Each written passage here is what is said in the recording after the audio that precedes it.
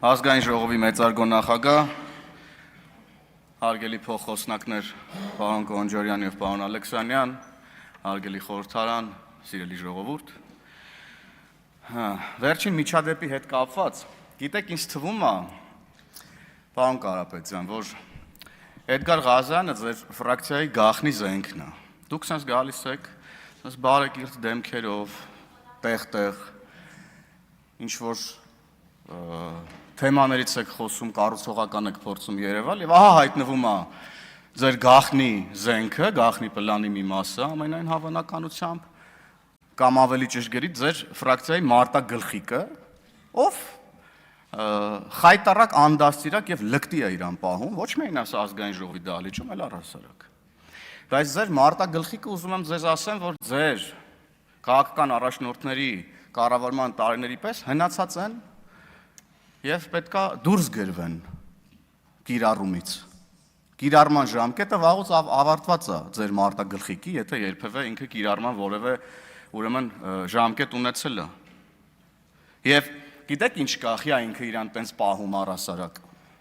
որովհետեւ դուք ձեր ցուցակ եք վերցրել հայ զինվորի մահը ցանկացող մարդուն, որևէ կերպ չեք դատապարտել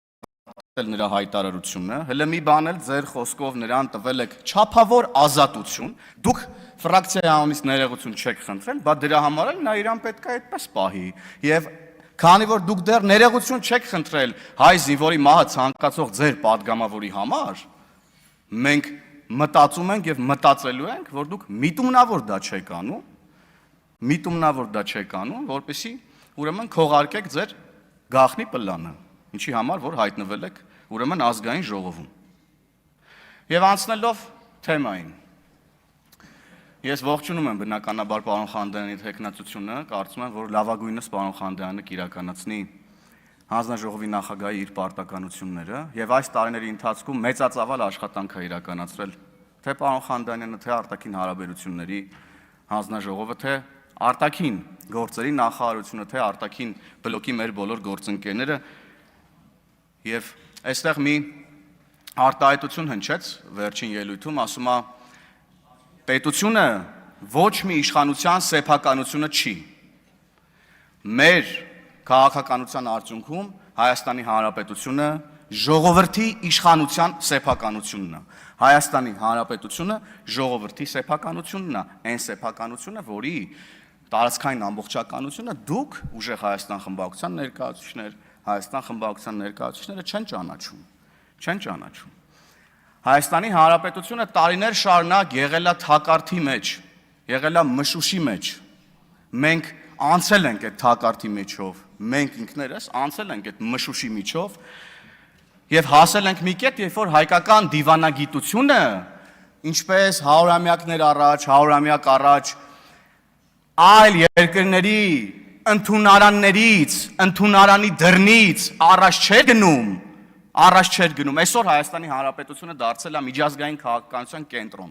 Այստեղ միջազգային նշանակության իրադարձություններ են տեղի ունենում, պատմական իրադարձություններ են տեղի ունենում, որը Հայաստանի Հանրապետության ինքնիշխանության մասին է, որը այն մասին է, որ Հայաստանի Հանրապետությունը ժողովրդի սեփականությունն է։ Եվ սրան մենք հասել ենք մեր արտաքին քաղաքականության շնորհիվ, համբերատար լինելու, լռելու, բղավելու, կռվելու շնորհիվ ենք հասել մենք սրան։ Պարոն Կարապետյան, իսկ դուք չեք ճանաչում այդ հանրապետության սուվերեն տարածքը։ Մենք մեր արտաքին քաղաքականության շնորհիվ հաղթահարել ենք Հայաստանի Հանրապետության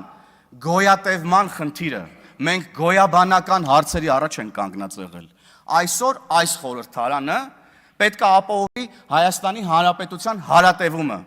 որովհետև եթե ժամանակին քաղաքացին մանդատ էր տալիս, հեղափոխական մանդատ էր տալիս, հետո հետ պատերազմյան իրավիճակով պայմանավորված մանդատ էր տալիս, հետո քաղաքական ճգնաժամով պայմանավորված մանդատ էր տալիս, այսօր Հայաստանի քաղաքացին մեզ քաղաքացիական պայմանագիր խմբակցությանը տվել է խաղաղության մանդատ։ Եւ մենք տեր ենք կանգնելու մեր քաղաքացիների մեզ տրված խաղաղության մանդատին։ Տեր ենք կանգնելու մենք այդ մանդատին, ինչպես քաղաքացին տեր է կանգնել խաղաղությանը եւ մեր հարատևման գլխավոր նախադրյալներից մեկը բնականաբար թրիփն է եւ խաղաղության համաձայնագիրը։ Այն թրիփը, որը դուք անվանում եք Միջանցք։ Դուք, պարոն Կարապետյան, 3 հայտարարում եք, որ 3 երթի առաջօր էլ կարևոր չի, ասում եք դե Միջանցք չի, դա ճանապարհ է, ես ողջունում եմ։ Ողջունում եմ այդ հայտարարությունը, բայց առնվազն այս տարվա սկզբին դուք թրիփը անվանում եք Միջանցք։ Ոչ մի բան չի փոխվել։ Հունվար ամսին ձեր մարտագլխիկ գործընկերը հայտարարել է ասուլիսում, որ Միջանցք եք, որ թրիփը Միջանցք է։ Սա անհերքելի փաստ է, ուրեմն համացանց կա, ես ասացի, որ տեղեկացրեցի, որ Հայաստանում համացանցից ազատորեն կարող եք օգտվել, VPN-ը անջատված չի, ամեն տեղ կարող մտնեք, գտնեք այդ տեսանյութերը։ Եվ շատ թեմաներ այստեղ քննարկվեցին եւ էլի քարտեզների մասին խոսվեցին, սահմանների մասին խոսվեցին, ելակետերի մասին խոսվեցին։ Որն է Հայաստանի Հանրապետության քաղաքացու եւ առավել եւս ազգային ժողովի падգամավորի գործունեության ելակետը։ Իր պետությունը, իր սուվերեն տարածքներով։ Եվ ես դες ոչ աշխարհագրական հարցեր եմ տալիս, որ ասում եմ, ասեք քանի քառակուսի կիլոմետր է, ոչ փորձում եմ ինչ-որ պերֆորմանսներ անել եւ այդպես շարունակ, երբ որ ձեզ մեր պետության քարտեզն եմ նվիրում։ Ես ուզում եմ տեսնեմ դուք այդ ինչու չեք ընդունում Հայաստանի Հանրապետության սուվերեն տարածքը։ Կարող է Հայաստան դաշինքի պես պատկերացնում եք Հայաստանը միութենական պետության կազմում եւ այդտեղ ուրեմն ճշգրիտ թվերի հետ կարող է խնդրեմ ունենաք։ Կարող է դուք այլ նկրտումներ ունեք եւ էլի այդ թվերի հետ կարող է խնդրեմ ունենաք։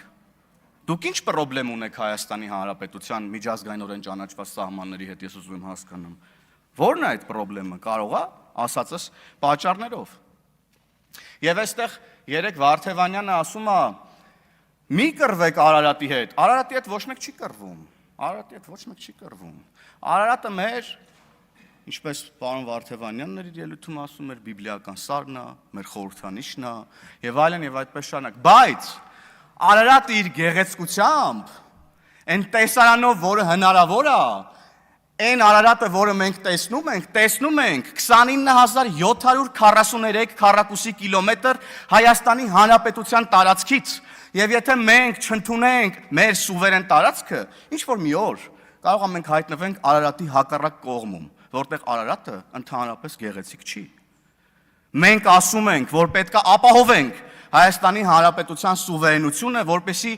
ունենանք մեր բիբլիական սարին նայելու մեր հավիտենական հնարավորությունը, որպեսզի ունենանք մեր սուվերեն տարածքը աթոռը դրա վրա դնելու եւ նկարելու Արարատը։